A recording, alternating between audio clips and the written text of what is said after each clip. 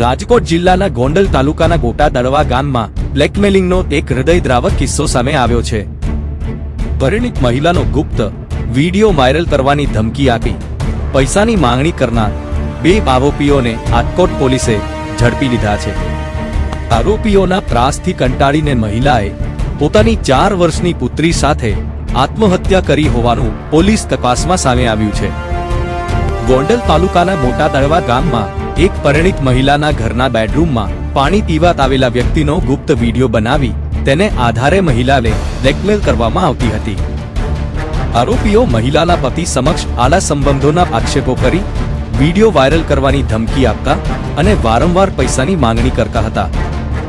એટલું જ નહીં, વોટ્સએપ પર વિડીયો મોકલી જો કોઈને જાણ કરશો તો વિડીયો વાયરલ કરી દેશું તેમજ હાથ પર ભાંગી નાખવાની ધમકી પણ આપવામાં આવી હતી। સતત બ્લેકમેલિંગ અને માનસિક ત્રાસના કારણે મહિલા ભારે તણાવમાં આવી ગઈ હતી। સમાજમાં બદનામીના ડરથી તેણે પોતાની 4 વર્ષની પુત્રી સાથે કૂવામાં ઝંપલાવી જીવન ટૂંકાવ્યું। આ સમગ્ર મામલે ફરિયાદ નોંધાતા રાજકોટ પોલીસે ત્વરિત કાર્યવાહી કરી 2 આરોપીઓની ધરપકડ કરી છે।